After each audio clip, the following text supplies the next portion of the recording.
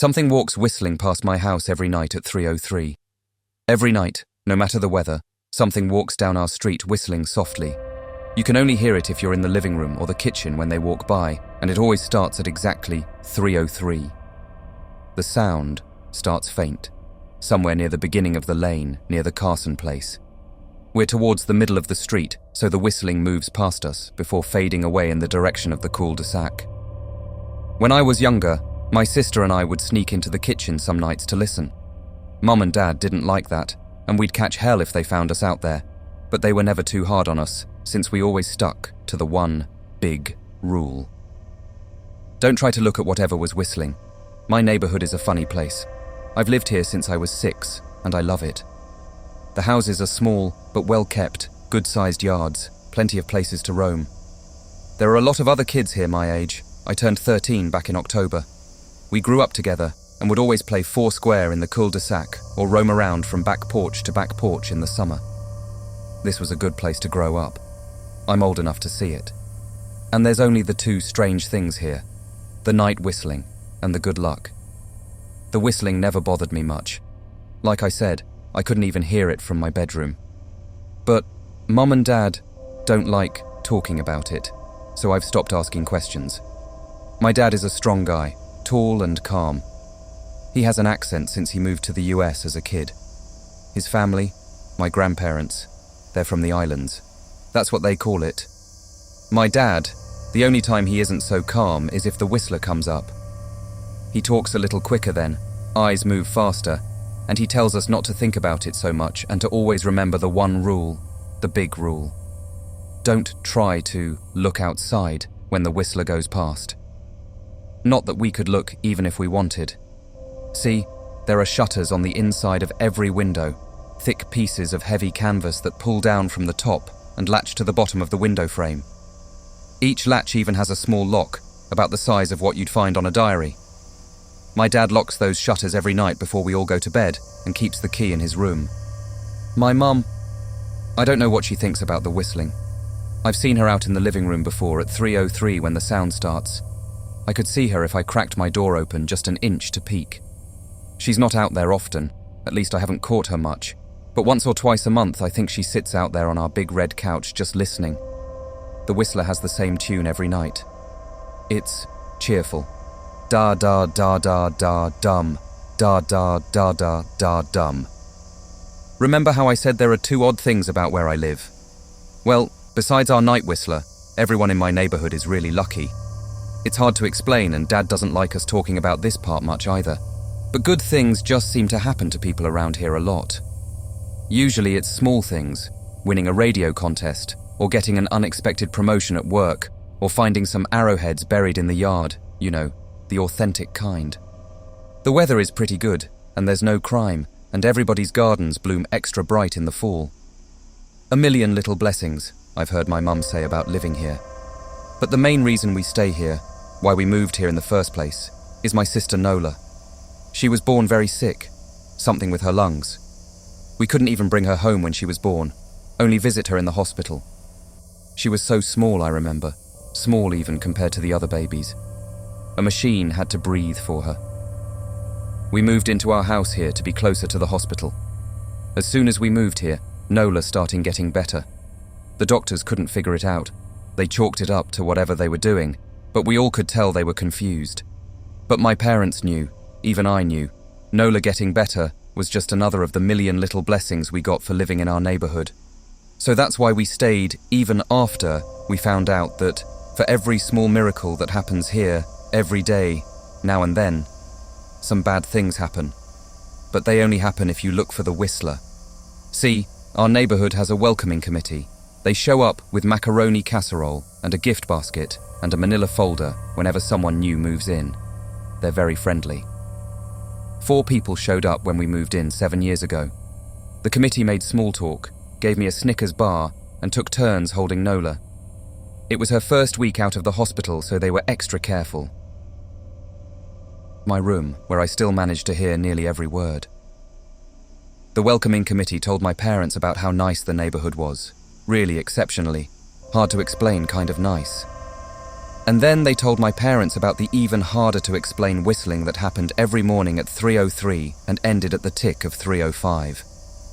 The group, our new neighbours, warned my parents that the whistling was quiet, would never harm or hurt us, as long as we didn't look for what was making the sound. This part they stressed, and I pushed my ear into the door, straining to hear them. People who went looking for the whistler had their luck change, sometimes tragically. A black cloud would hang over anyone that looked. Anything that could go wrong would. The manila envelope the committee brought over contained newspaper clippings, stories about car crashes and ruined lives, public deaths and freak accidents. Not everyone dies, I heard the head of the committee tell my dad, but the life goes out of them.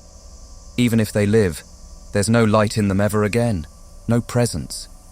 My mom, I could tell she wasn't taking it seriously. She kept asking if this was some prank they play on new neighbours. At one point my mum got angry, accused the committee of trying to scare us out of our new home, asked them if they were racist on account of my dad being from the islands. My dad calmed her down, told her he could tell our new neighbours were sincere and they were just trying to help us. He explained that he grew up hearing these kinds of stories from his mom, and that he knew there were strange things that walked among us. Some of those strange things were good, and some were bad, but most were just different. After the committee left, Dad went out to the hardware store, bought the canvas blinds, the latches and the locks, and installed them on every window in the house after dinner. That first night in our new house, I crept out of my room at 3 a.m, only to find my dad, awake, sitting on the living room couch, holding my baby sister. My dad held up his finger in a she motion, but patted the couch next to him. I sat, and we waited. At exactly 3:03, we heard the whistling. Da-da-da-da-da-doom. Da-da-da-da-da-doom. It came and it went, just like our neighbours said. The whistling returns each night, and we never look and we enjoy our million little blessings every day. Nola breathes on her own, and she's grown into a strong, clever girl. My dad even joined the welcoming committee. We don't get new neighbours often. Why would anyone want to leave? But when a new family moves in, my dad and the committee bring them macaroni casserole, a gift basket, and the manila folder. I can always tell by the look on my dad's face when he comes back if the family took the committee seriously, or if we'd be getting new neighbours again very soon. Not long ago, a family moved in directly next to us. The previous owner, Ms. Maddie, passed away at age 105. She'd lived a good, long life. Our new neighbours seemed like they'd fit in just fine. They believed the welcoming committee, took my dad's advice about the locking shutters since they had a young child of their own. Whatever newspaper clippings were in that manila envelope, whatever evidence, my dad never let us see. But I imagine it must have been awfully convincing, since our neighbours got along with no issues for the first month. One night, when our new neighbours had to leave town, they sent their son, Holden, to stay with us. He was 12, a year under me in school. I didn't know him well before that night, but as soon as his parents dropped him off after dinner, I could tell it was going to be a bad time. "Do you know who is always out there whistling every night?" Holden asked the moment the adults left the room. The three of us were sitting in the den, some Disney movie playing idly on the television. My sister and I exchanged a glance. "We don't talk about that," I said. "I think it's that weirdo that lives in the big yellow house on the corner," Holden said. "Mr. Tolles?" my sister asked. "No way, he's really nice." Holden shrugged. "Must be a psycho killer then." Nola tensed. "We don't talk about it," I repeated. "Let's go in my room and play Nintendo."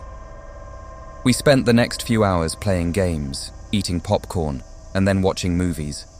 A typical sleepover, but I could see Holden was getting antsy. After my parents had wished us a good night, locked the blinds, and gone to bed, Holden stood up from his beanbag and walked over to where Nola and I were sitting on my bed. "Have you ever even tried looking?" he asked. "It's nearly time." Like most sleepovers, we'd conveniently ignored any suggestion of a bedtime. I was shocked to see he was right. It was almost 3 a.m. I sighed. "We don't. See, I can't even try to look because my dad locks the blinds every night and hides the key. he continued, ignoring me. "So does our dad," said Nola. "No," replied Holden. "No, he doesn't." "You saw him do it," I said, a little sharper than I meant to sound. Holden grinned. "Your dad locks the blinds. Yeah, but he doesn't hide the key. He keeps it right on his normal keychain." "So?" I asked, worried I already knew what he would say next. Because I had noticed that my dad didn't bother hiding the key anymore after all of these years, because he knew we took it seriously. "So, after your dad locked up, but before your parents went to bed, I went to the bathroom. And on my way, I may have peeked into their room, and I may have seen your dad's keychain on his nightstand, and I maybe went and borrowed the key to blinds." Nola and I stared, and his grin only grew wider. "You're lying," I said. Holden shrugged. "You can check if you want. Just open your parents' door and look. You'll see his keychain right there on the nightstand." "Stay here," I told both of them. "Don't move a muscle." I hurried over to my parents' room, but hesitated at the door. If Holden wasn't lying, my dad would be angry. Beyond angry. I was scared thinking about it, but more scared of an open window with the Whistler right outside. I opened the door, barely an inch, and looked in, but it was too dark to see. Taking a deep breath, I walked into the room. 2 steps into the dark, I froze. The whistling started, and I could hear it clearly, from my parents' room. I never realized, but they must have heard the sound every night since we moved into the house. They never told us. I don't think I could have slept through it. I stood there, listening to the whistling come closer, unsure whether I should turn on a light or call out for my dad. Soft sounds from the living room brought me back to reality. "Nola!" I yelled, running out of my parents' room. Holden and Nola were standing near the front door next to a window. Holden wasn't lying. I could see him fumbling with the lock on one of the blinds. I heard a click. He did have the key. Holden let out a quick laugh. Nola stood next to him, hunched up, afraid, but maybe curious. The whistling was right outside our house now. I think I made a sound, called out. I can't remember. Time felt frozen, clock hands nailed to the face, but I found myself moving. I'm not fast, I've never been athletic. Somehow, though, I covered the space between myself and Nola in a moment. My eyes were locked on her, but I heard Holden pull the blind all the way down so it could release. I heard the snap of it start to raise, and I heard the whistling just on the other side of the window. But I had my arms around Nola, and I turned us so she was facing away from the window. At the same time, I jammed my eyes shut. The blind whipped open. The whistling stopped. I felt Nola shaking in my arms. "Don't look, okay?" I told her. "Don't turn around." We were positioned so that she was facing back towards the hallway, and I was facing the window. My eyes were still closed. I felt her nod into my shoulder. I reached out with the arm not holding Nola and tried to touch Holden. My hand brushed against his arm. He was shaking worse than Nola.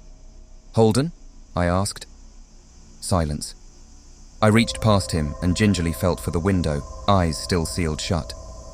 The glass was cold against my fingertips, colder than it should have been for the time of year.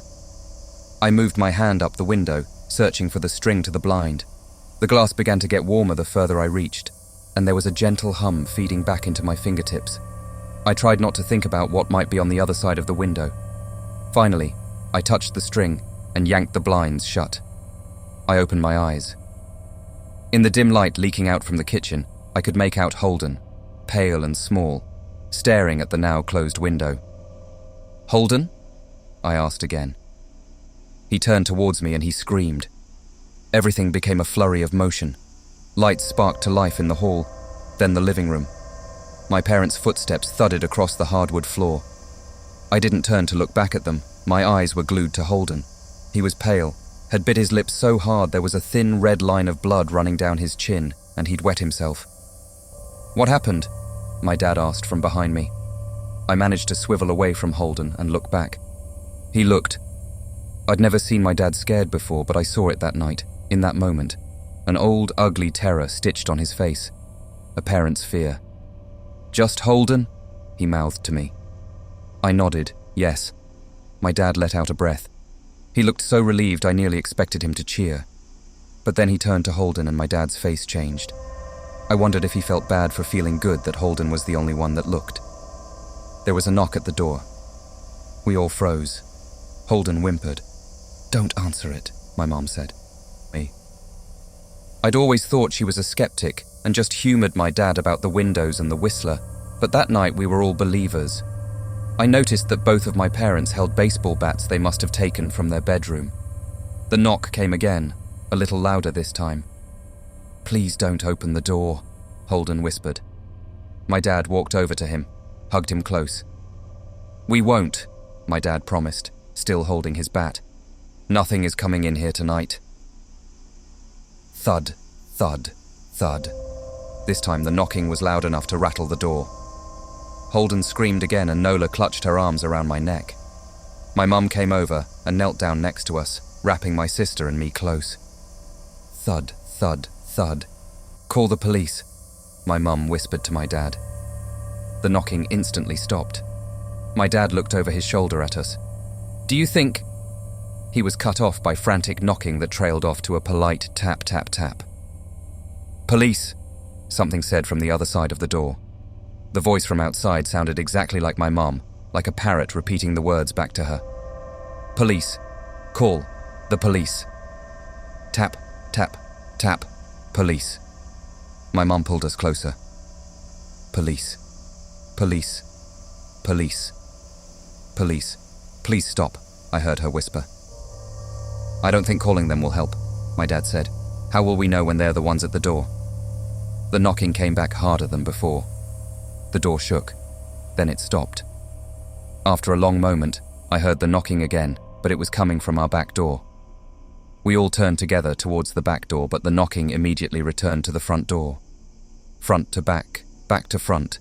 Loud, then quiet, then loud again. Suddenly, the sound was coming from both doors at once. Big, heavy blows like a sledgehammer. Then something started rapping against all of the windows in the house, then the walls. It was like we were living inside a drum with a dozen people trying to play at once. Or we were a turtle, and something was attempting to claw us out of our shell. "Stop!" Holden yelled. The knocking died. "I won't tell," Holden said, staring at the door. "I promise I won't tell anyone what I saw. Just please go away." We waited for nearly a minute. Then we heard it, a soft tap, tap, tap coming from the window Holden had looked through earlier. Holden started to cry, sobbing like a prisoner watching gallows being built outside their cell. My dad held him, brushed his hair, but never lied to him, never told him things would be okay. The tapping at the window went on for the rest of the night. We huddled together in the living room for I don't know how long. Eventually, my mum tried to take us kids into my room while my dad stayed to watch the door. But the second we moved into my bedroom, the knocking came back, so loud it was possible to ignore. I was afraid the door couldn't take it. We went back to the living room, and the knocking stopped. Only the tap, tap, tap on the window remained. None of us slept that night. The tapping stopped around 7 a.m. That's about the time the sun comes up here. We waited another 2 hours before my dad opened the blinds from one window. He made us all go back to my parents' bedroom first. I heard him open the door, then come back in. "Okay," he told us. "It's done." Holden's parents came back around lunchtime. My mom and dad walked Holden over to his house, and they all went inside for quite a while. Nola and I watched from the window. She stuck to me the whole day, right at my side, sometimes holding my hand. When my parents came back, they looked grim, but wouldn't tell us what they said to Holden's family. It was a Sunday, so we all spent the day together, ordered pizza, and watched movies. That night, everyone slept in my room, Nola and my mom in the bed with me, my dad in a chair he'd pulled over. There was no knocking that night, or any night since. We didn't see much of Holden or his parents for the rest of that week, but by Thursday, there was a moving truck in their driveway. Nola and I watched them packing up the whole afternoon after school. What sticks with me most is how tired Holden and his parents looked. All three had the same pallor, grim mouths and lightless eyes. Even from across the street, I could tell something was very wrong. Holden and his family were gone before sunset. I remember what the original welcoming committee said to my parents when we moved in. Not everyone who looks at the Whistler dies, but even those that live have the light go out of them, and the rest of their lives are full of misfortune. A million little tragedies. I think Holden's parents must have looked, either to comfort him if they didn't believe or share the burden if they did. I watch Nola some days, happy and young and alive, and I wonder if I'd been slower, if she'd looked out the window that night. Would I have looked too? To comfort her? To share that burden? I'm glad I don't have to find out. We still live in that house, in that neighborhood. We still hear our Whistler walking past every night,